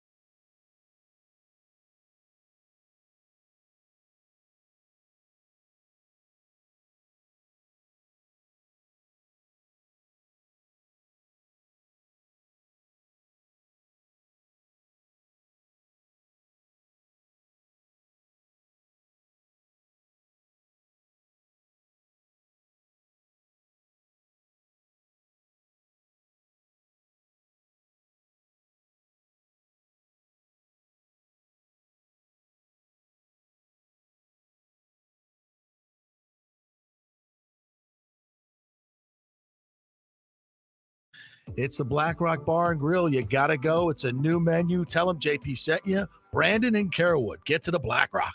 Pure Sports. JP is back on. Welcome back. FanStream Sports. Welcome back to the JP Peterson Show, presented by the law offices of Christopher Palermo. He is the man behind those ads that you see on SportsCenter. No Sister City plan, which we may pivot to here. We're having a hard time getting a hold of TJ Reeves. Very busy man. He might be dealing with the Twins in some way. So we'll try to get him on later in the show. We got Rick Ballou coming up at 11:35. He is the Jacksonville sideline reporter, so we'll get a little bit more insight to what's going on in Jacksonville. Very interesting stuff. And it will allow us a moment to pivot to something that was done on Fox 13 on Friday. They sat down with the mayor, and it's a very curious story because I did not see the actual piece that was done. They have the quotes in here, and the headline is Mayor Castor, quote, all in for possibility of Ray's split season multi-use Ybor City Stadium. So, first of all, how can you be all in for possibility? You understand what I mean? Like, you're either if you're all in, it's not a possibility. Does that make sense? Or is she saying, well, yeah, if so here's her quote. And this is what I think is kind of curious. The quote goes like this. And I'll read this. This is the online story. Castor described her 90-minute meeting with Rays owner Stu Sternberg Tuesday as an update. It was their first face-to-face meeting in a couple of years. Quote, just a reminder of their commitment to this area. They're looking to split a season, Mayor. That is not a commitment to this area. Mayor Castor hopes to entice the team to Tampa, even if that means splitting 81 games with Montreal. While some fans have mixed feelings about the split season concept, you could say most fans, if you're actually reading the room, Haley Hines, who is the reporter on this, and that, okay, do some research. Dude, there are plenty of fan polls out there right now. There's one in the Tampa Bay Business Journal where I think it was 72% of local business owners, or the poll that they did, were against the Sister City plan. Do a little bit of research here and you'll be able to find out, talk to some other people, and you'll see that most people are against the Sister City plan. Just don't pick up the Times and read that BS. Okay? Because it's not true. It's completely untrue. All right, I'll continue. While some fans have mixed feelings about the split season concept, Castor says she doesn't mind because a base hit is better than a strikeout. Quote, I think that it clearly is unique. It's a novel idea, will be the first of its kind. As I've said many times, at the end of the day, baseball is still a business, and so it's up to the Tampa Bay Rays to ensure that this business model works. So if that's the quote you have, how do you draw the inference that she's all in? I mean, the words matter, especially in reporting. How is that all in? That to me is tepid at best. I mean, unless there's some other quotes here that they didn't use in the story, I don't see that as being all in. And that's the only quote that they have in terms of what we're talking about here. And I don't understand why these reporters don't ask hard questions. Like, Mayor, are you okay with spending $350 million in whether it's bed tax money or user fees or whatever, a public money for a stadium that's only for a team that's only going to be here half the time at best? Can we get that question? Well, how is that supporting your taxpayers or your community? Mayor, you have the 12th largest market here in America. Why would you settle for half a baseball team when you can get a full team? Why would you do that? Like, why can we not ask intelligent, pointed questions here? I don't get it. We've had the mayor on before. I'm trying to get her on again. And we will ask those questions. And I just don't understand it. But the reporting was, how is that all in? Am I missing something?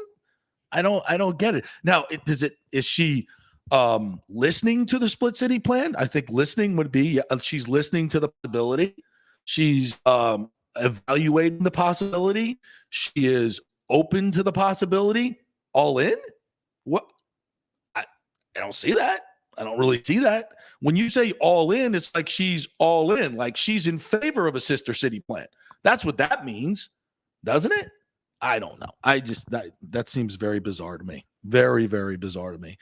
And again, as far as updates on this go, I got a call this morning from somebody who's very well placed in the local sports world here, and they had listened to some of our shows and said, "Hey, listen, man, I can't really go public, but I just want to tell you that you're spot on with what you're saying here about the split city plan. We, and he'll be in a position to make a vote somewhere that will affect this one way or another.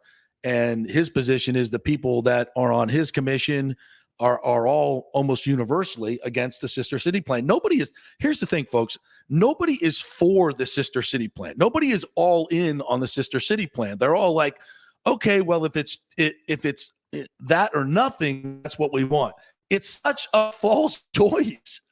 It's such a false choice. They need our market as much as we need baseball. We have to negotiate from a position of power. And so much of the media that's coming down is being massaged by Stu Sternberg. And it's ridiculous, honestly. And these politicians need to be held their feet to the fire. I've asked Ken Hagan about it point blank. And what does he say? He says, well, it's not my choice. Clearly not my choice. I want a full city, a full season. Blah, blah. Now we'll listen to the Rays and keep the dialogue going, but without question, I don't think it works, and I would much rather have a full season. So and I think, quite frankly, that's where the mayor stands if the questions were posed at him. But to say that they're all in for a possibility of a Rays split season multi-use Ybor Stadium, it just doesn't make any sense. And the words matter because I think people start to almost accept that, okay, this is what's going to happen. No, it doesn't have to be that way, folks. It does not have to be that way. All right. Other stories that we wanted to get to today. We hit the transfer portal a little bit earlier today. And, I think we're going to see in recruiting, I was looking a little bit at Florida State's recruiting yesterday. They have a wide receiver, and I'm not going to throw the names out here. They're meaningless to you folks. A 4-star wide receiver that is on the cusp of one of those guys that is undecided that will decide tomorrow. And that's a big get for Florida. Florida recruiting mentioned to me that not only is their bowl team falling apart, but their recruiting is falling apart as well. They are behind. What is that school? Arkansas State in recruiting right now. Arkansas State. Wow. They are all the way in the 70s. Florida has dropped to right now. That's where they're at right now. So they must be going to rely a lot on the portal. You want to think that they're going to get going on the portal here, but there hasn't really been much noise coming out. I hadn't heard that AR-15 is not even going to play in the bowl game. Yeah, that came out this morning. About 10 players who are opting out of playing in this bowl game. And I believe Florida's leading tackler also entered the portal from last year. Holy hell. What the hell's going on in Florida? This is more than just Dan Mullen leaving. Yeah. Something's going on there. There was also something that came out with Florida. I don't know if you probably missed this over the weekend. It came out really late on Sunday or Saturday night. Mike Gundy, apparently, his agent sent a long email and resume and all these things together and sent it to Scott Strickland, kind of saying like, hey, Mike's never been one to like entertain other job offers, but he would leave to come to Florida, and asked for him to keep this confidential and all this stuff. And you had all these charts showing how Mike Gundy's like 16 straight bowl appearances, all this stuff, kind of selling it to Florida. And I guess Scott Strickland basically was Billy Napier or nobody, was basically the sentiment there. I don't know a lot about Billy Napier. I see, the 10-win seasons, and that means something. The recruiting, that means something. He's been a part of Alabama's programs, very important parts. I think it guy's got a solid resume. It's a very Norvell-esque resume, to be quite honest. So I want to say he's a bad hire. And I mean, but the early returns are not. And again, it's kind of like when you're Florida, why are you not getting Lincoln Riley? Why are you not getting Mike? Well, and if we're going to be honest here, Mike Gundy or Billy Napier? Really? It's really not even a discussion, honestly. Really? No. Really? And by the way, Lane Kiffin, not on your list? Okay. From everything that what I've been seeing, it doesn't look like Scott Strickland really entertained much outside of Billy Napier. That was pretty much, he was steadfast. That was his guy. And it may be a great choice, but if I'm Scott Strickland and I had to choose between Mike Gundy and Billy Napier, you go with the proven commodity. I think, why would you not take him, Mike Gundy, over a Billy Napier? You made the comparison to Mike Norvell, too. Is there anything about Mike Gundy that may be unsatisfying to certain portions of the electorate, so to speak? That's why you didn't want Mike Gundy? Politics? Yeah. So that's where we're going now? Perhaps. Okay. There might be some truth to that, but. Okay. Well, why not Lane Kiffin? Because he's not married? Okay. All right, Gators. Got high standards. Got really high standards. I'm just saying, too. How's it going? You did make the comparison to Mike Norvell, though. Yeah. I think it is a little bit different, though. Okay. How so?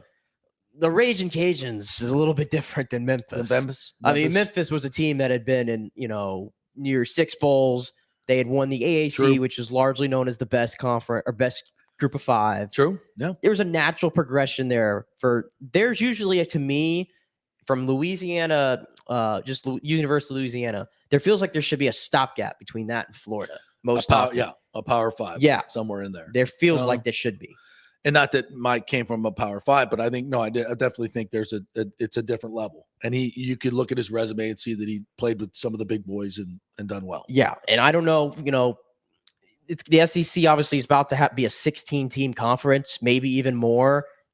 Florida might get lost in the shuffle at some point here. Clearly, from a recruiting standpoint, the SEC, they're getting out recruited by Missouri, South Carolina, Arkansas. And this is before Dan Mullen was even fired. This was like early in the season. They were still getting out recruited. Dan Mullen got fired. Yeah. So they're hoping that Napier turns that around. And he could. He could very well. He's got a great reputation as a tremendous recruiter.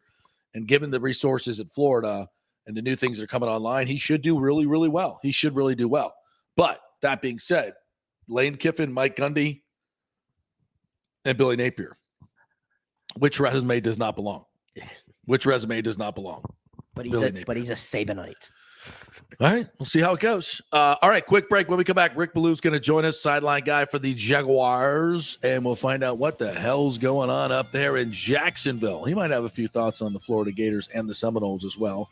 Always a great guest, great Rick Ballou to join us next. 3-minute break. Stay with us.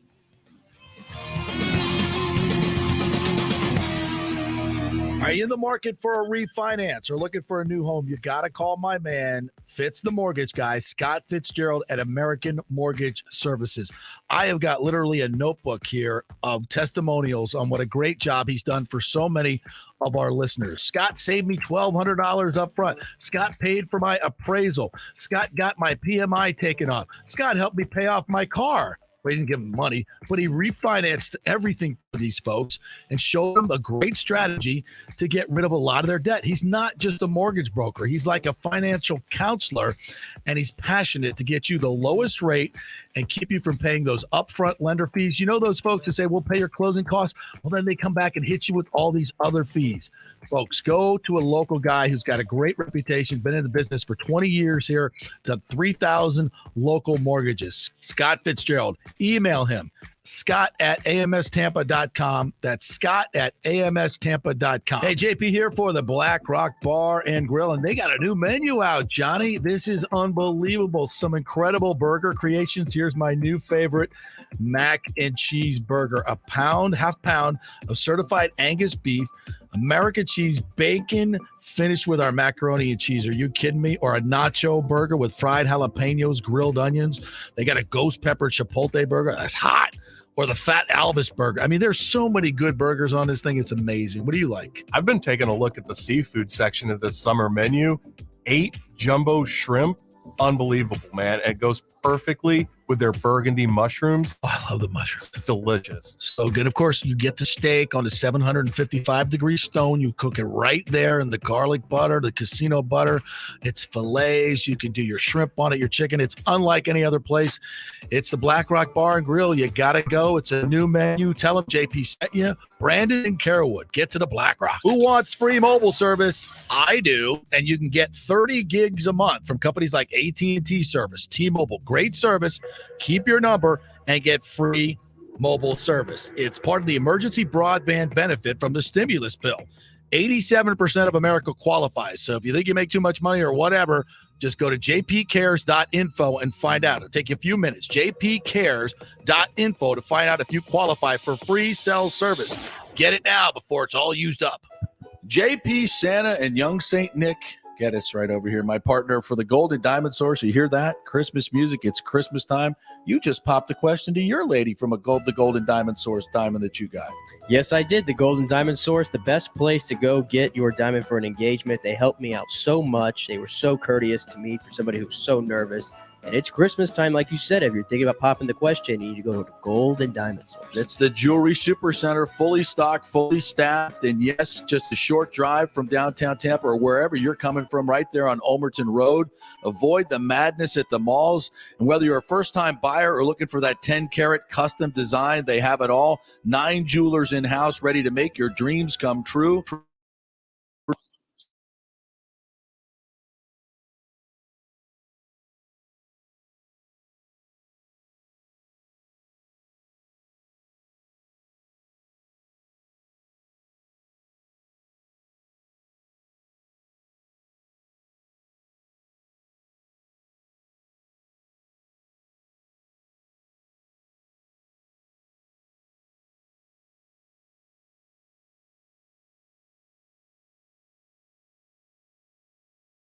Plus, they will close anywhere, folks, and they will send a limo to pick you up to come to the closing. Yep, the great JP Limo Closing is back. All you got to do is give them a call at 727-258-6005 or go to greenleaftitle.com. We'll set up the limo for you. They'll come pick you up. Heck, we even picked up one couple, took them to Black Rock Restaurant, one of our favorite advertisers, and then to the closing. That's how they do it at Greenleaf Title. Great service. Will close anywhere. The lowest fees in the business. 727-258-6005 or go to greenleaftitle.com. That's greenleaftitle.com. Pure Sports. JP is back on. Welcome back. FanStream Sports. All right, welcome back. JP Peterson Show presented by the law offices of Christopher Palermo at PalermoPA.com. All right, good to welcome in one of my favorite people, longtime friend, and he is the sideline reporter for your Jacksonville Jaguars on 1010XL and 92.5 FM. He's the great Rick Ballou. What's up, my friend? How are you? JP, what's up? What's going on? Well, a little different circumstances for our two teams here. Bucs seem to be doing okay. There appears to be some type of dumpster fire going on in Jacksonville that I can see at night over the Florida skyways here. What the hell is happening in Jacksonville? Well, where do you want me to begin? Big sigh. Big sigh. Well, I mean, all these reports coming out. What? It's entertaining anyway. You know, it is it's that. Anything but boring. I'll give you It is that. that. So. Well, I mean, obviously, with an Urban Meyer, and I understand as the sideline reporter, you got to be somewhat careful about what's going on. But I'll start just with these accusations that are coming out about fights with Marvin Jones Jr., calling his assistant coaches losers. What's going on? Well, it's I wish I knew, and I made a big deal about this during the middle of the summer, and I think 99% of our listening audience doesn't care, but I think it's important for what we try to do. What is really disappointing here is the NFL won't allow us in the locker room. So right, that you can tell so much when you go into the locker room after a game, when you go into the locker room 3 times a week, whether it's body language, facial expressions, you can really get a good understanding as to what is going on with a team. And again, that doesn't mean all that much to the listeners as long as they get their information. But it's totally different when you walk someone out in front of a podium and then you ask questions and you get canned answers. So, that's a little bit disappointing. It's a great point. Because of that, I really don't have a tremendous feeling as to what is going on. I mean, either someone's lying here or someone, risked their job by throwing out a couple of stories because it is that polluted here in Jacksonville. I honestly don't know which way to go. I mean, yesterday, Urban Meyer doubled down and said that the Marvin Jones story is absolutely not true and that he never told his assistant coaches that they were losers and to show their resume because he's a winner. So, there's always been some questions with Urban Meyer when he says something. Do you believe it with 100% certainty? I don't have any reason to not believe Tom Pelissero. I think he does a real nice job at the NFL Network. I don't think he's a Jason La Canfora type of guy that is going to reach and try to make some stuff up so he gets some clicks. I don't believe that in Pelissero. But the bottom line is that someone here is not telling the truth, and I think within this final month, we'll get the answer to that question. Or Rick, just from the outside looking in, I mean, Meyer's body language after the game, the handshake, that's not a good look. The incident earlier this year in the Columbus bar, not a good look. He's, obviously the way he left Florida, the way he left Ohio State, there's just constant questions about this guy. And then, the whole idea that does he know how to coach in the NFL? It's a different animal, as you well know. And it seems like those answers, at least from the outside, are probably not. I mean, the whole Tebow thing, I didn't think it was a huge deal, but not a good look. The hiring of the Iowa strength coach, tone deaf at the very least. So there, I mean, if we're coming down to who to believe, it's like the stuff that we already know, not great, even with the stuff, So it's just one after another. It hasn't been a good year. It's been a very disappointing year for Urban Meyer. Frankly, I'm surprised. I thought it would have gone much better than this. I didn't necessarily think that they would win a lot of games with a rookie quarterback, and it's still a very depleted roster, but I thought they'd be competitive. I thought there would be losses, and then kind of like at Cincinnati earlier in the year when they lost by a field goal. Looked like Joe Burrow in Cincinnati was 1 year advanced from Trevor Lawrence in Jacksonville. But no, it is completely fallen apart. There's no offensive identity. Right now they're averaging under 14 points a game offensively. Wow. They're not even scoring 2 touchdowns a game. Wow. I mean, it is just incredible. They have a very talented running back. James Robinson 2 days ago was a franchise low 8 carries in the game for 7 yards. So the offense right now is ripped apart. There has been some injuries.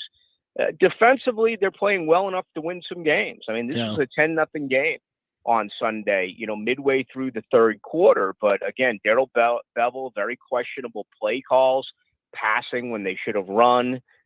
They totally abandoned the run. The offensive line didn't play well. So, this organization is going to have to make a lot of decisions. They're going to have, right now, they have $71 million under the cap. Wow. But when these stories come out about Urban Meyer, you got to wonder, despite no state tax and, the quality of life and what have you, are big-time free agents going to want to come here? I think that's going to be one of the questions that Shad Khan is going to have to try to figure out here at the end of the year.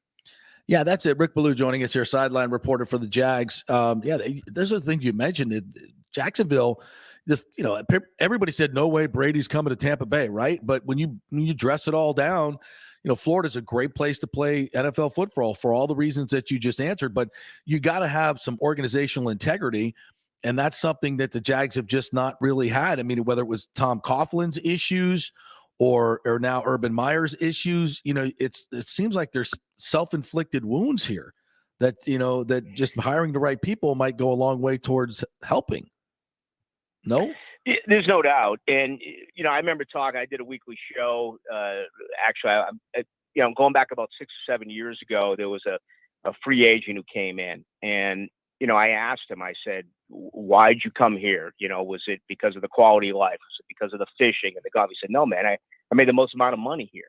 So I said, if you got $1 more in Buffalo, you would have gone to Buffalo? And he's like, oh, absolutely. I was going to go where most of the money was coming from. So there are some people out there, perhaps who, I don't even know what the percentage is, that they're going to go where the money is. But there are others who either want to win or, want to be part of a good organization, a rebuilding organization. And, I think that is going to be the major issue that this franchise is going to have to figure out here in the final month. I get asked several times a day, do I think Urban Meyer will be back next year? And man, it's like 51-49. I would say yes, because of two reasons. Number one, I have no idea what that contract looks like, but I got to imagine it is millions and millions and millions that if you were to cut bait with him, and walk away with 30 million, 40 million guaranteed. And Shad Khan has proven that he is loyal. He did so with Gus Bradley. He did so with Doug Marrone. The other thing I think you need to find out, JP, is you need to sit down with Trevor Lawrence. You need to sit down with some of these veteran guys and really pick their brain. And you know how it is with this small fraternity. Guys talk with guys on other teams. You need to find out, are they going to want to come here with this current regime? And if players tell you that, yes, they believe they do want to come here, then I think that really helps Urban Meyer. If they say, no, this thing is broken, then Shad Khan is going to have to make a very difficult decision, obviously, considering how much guaranteed money there is there for Urban Meyer. Rick Ballou joining us here, Jag sideline reporter. And, the media matters, sometimes it's unfortunate, but it does. And right now it's very toxic in terms of Urban Meyer. I heard Marcus Spears dropped a race card earlier today about, a lot of good young black coaches being passed over for Urban Meyer. You can make that argument. I think a lot of good white coaches were passed over for Urban Meyer. But this is the direction that they went. And you're right. Money has a lot to do with it. But if it becomes so toxic in the media, I don't, you know how this works. You know how cancel culture works. It doesn't matter what's going on behind the scenes. You got to make a move. So I don't know. We'll see how that goes. But on the field, you can just make the case on the field right now that it's not a good showing. It's especially with your number one pick. It's all about Trevor Lawrence and surrounding him with good players. And how are you going to do that? Yeah, he's only 22. He's regressing. He's certainly not going to develop here during the final month of the season. I worry about his confidence. He is incredibly intelligent. I've watched him, mature through 13 games and really turn into a good leader. He's doing things now on the sideline that he wasn't doing back in the month of September. So I've noticed this gradual growth with him, but he doesn't have weapons. He doesn't have wide receivers who can separate. That offensive line has been just terrible, and it's the most expensive offensive line in the National Football League. And, I think you can make a case that 4/5 of those guys will not return for the 2022 season. So, you're talking about totally rebuilding an offensive line.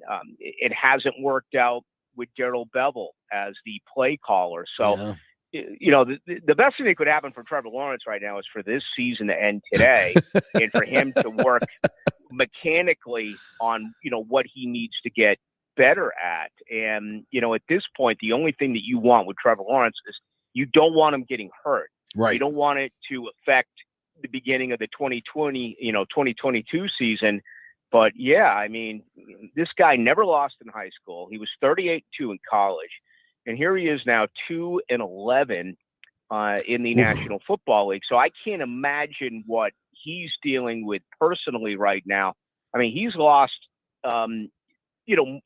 far more in the NFL this year than he has his entire life. If you go through Pop Warner the whole way up, this is way more than this man has ever lost. So I imagine right now it's going to be pretty difficult on him. Well, how's this decision making been? I mean, and I know that's hard when you don't have weapons. I mean, you got to try to win a game. You're going to have to force some things, and that's usually when the mistakes happen. But so, being given that as a template, how would you assess his decision making at the pro level?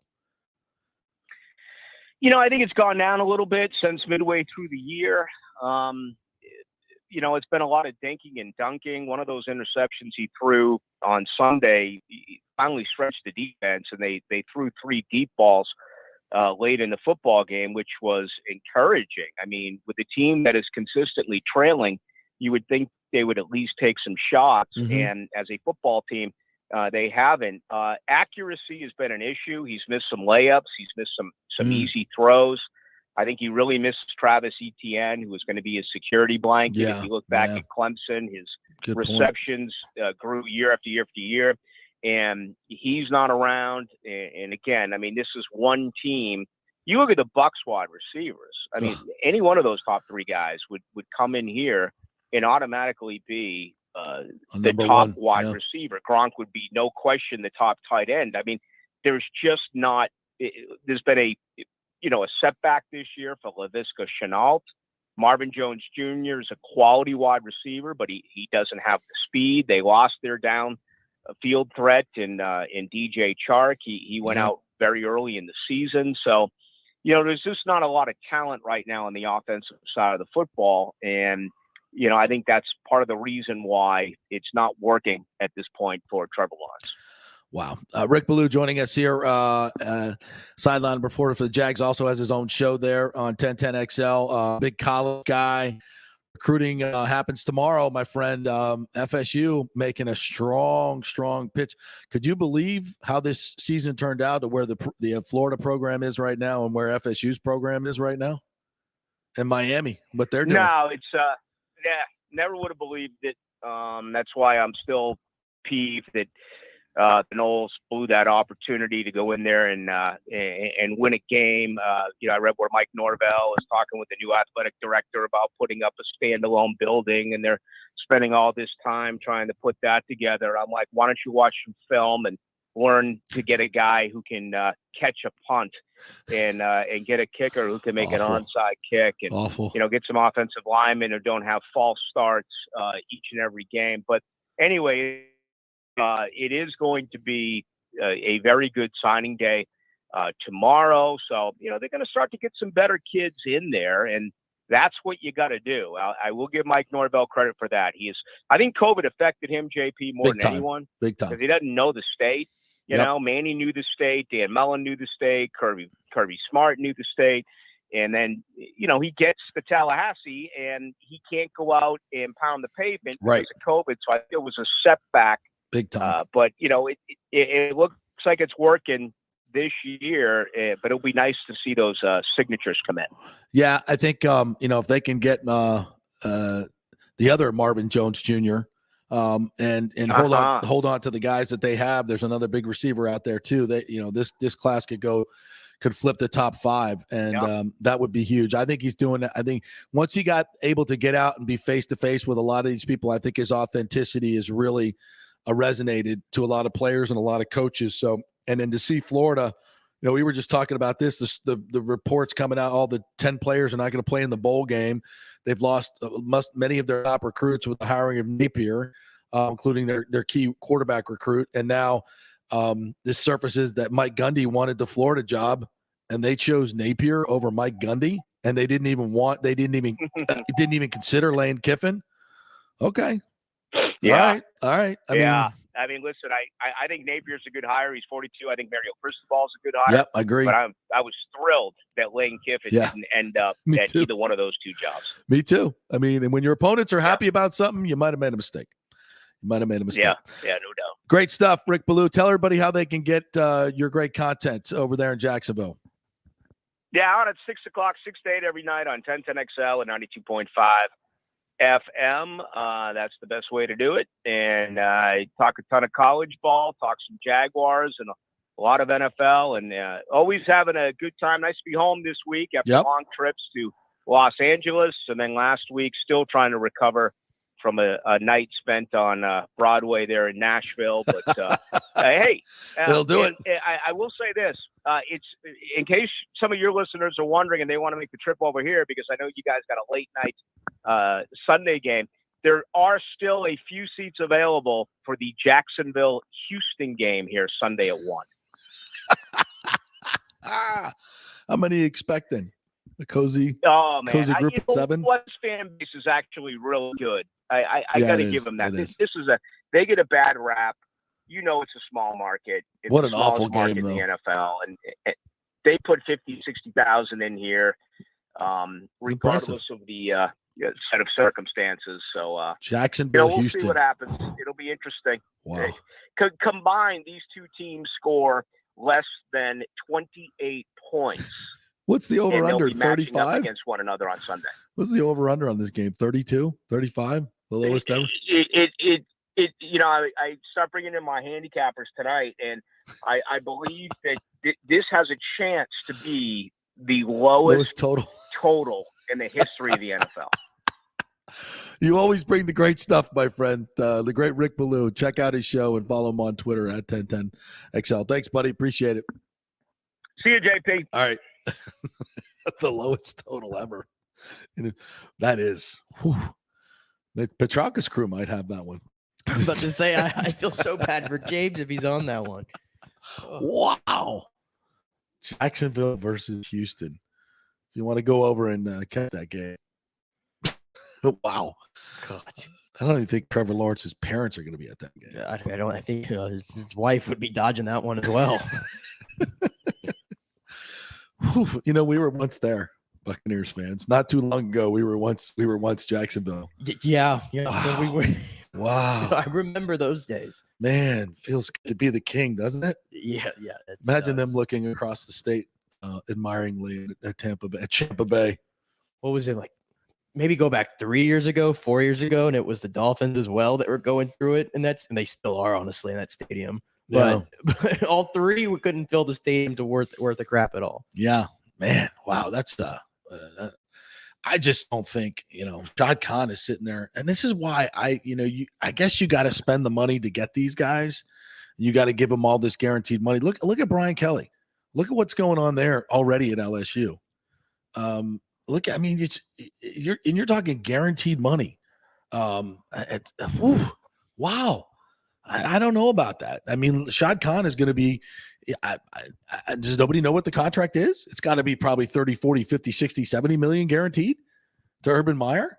And this is why character matters. That folks. Much money to be a stain on your organization. That's crazy. That is nuts. All right. So the Lightning back at it tonight. They welcome in the LA Kings, and I'm not sure if Bishop's going to be here or not.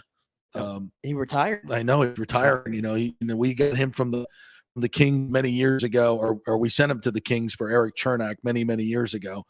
He was a big part of what's our past history. Almost won a cup, 2 wins away from winning the cup with Ben Bishop.